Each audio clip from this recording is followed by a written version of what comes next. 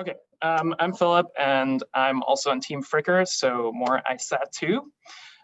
But really the coolest thing about ICESat-2 is that it can look through water from space. And what that allows me to do is to measure the depth of melt lakes on glaciers in Antarctica from the comfort of my home office. So why do we care about melt lakes? Well, they do have a lot of water in them, and when all that heavy water drains into a crevasse, then that can pry open the crack even further. And if that hydrofracture happens widespread on an ice shelf, then the entire thing can collapse like Larsen B. That's bad news, and not just for penguins in Antarctica, but for us here in San Diego, because ice shelf collapse means that more grounded ice flows into the ocean faster, and that means sea level rise. And sea level rise really just means that our beaches here in San Diego are being flooded. By now, you all know NASA's ICESat-2 is a giant laser pointer in space that measures ice elevation. But what's really important for my application is it's green light that passes through water and that it counts single photons. So here on the left, you can see the data that we get from that, and each black dot is a single geolocated photons. So essentially, this 2D point cloud is transect across that lake on the right along that red line.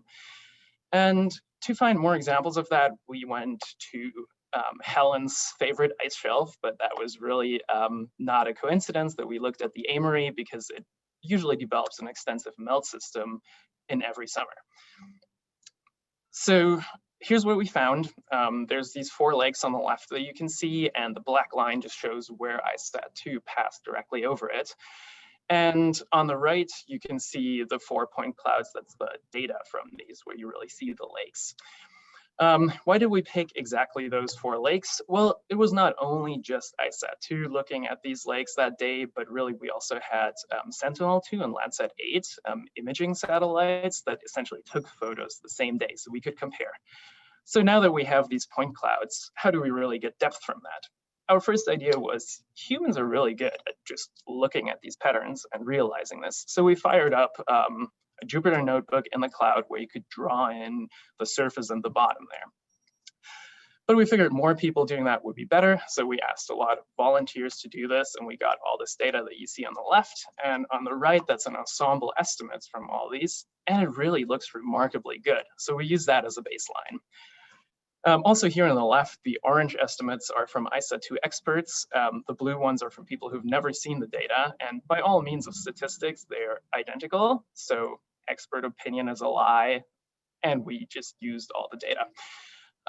But you can't really ask people to do that for every single melt lake in Antarctica. So I came up with an algorithm that would do that without having to ask people to do it for you. And this is the SURF algorithm that I came up with, and kind of shows how it works. But we figured it would be better if more people could work on more algorithms to overall get a better estimate. Essentially what you see here, the blue and green lines are from ICESat-2 estimates, and the orange and red ones are from imagery. So ICESat-2 looks kind of better, and this is confirmed here where we see on the left the difference to our manual human pig baseline, and ICESat-2 is really close to it, and the values don't really spread far out, whereas on the right, the imagery mean is kind of all over the place. Here, this is just a different way of showing this. The red line is from ICESat-2 estimates, and it really follows the data that we have very well, whereas like the blue line is from the imagery estimates, and it really tends to estimate that the water is more shallow. So now the idea was, can we teach an algorithm how to learn how to use, how to see this depth in images when it's given a few examples from ICESat-2 where it actually knows the depth? And that really screams machine learning. So I just gave that a try for only these 4 lakes. So the blue lines are what I trained the model on, or at least always 3 of those I used for training, and then I predicted on the 4th. And the red lines is what the model really predicted. And it doesn't look great, but it looks really promising given that we just had 4 examples. So I really need to automate the whole process to find many more examples and to make the machine learning work. So yeah, if you have any questions, shoot me an email. Thanks. Especially money. Great. Thanks, Philip.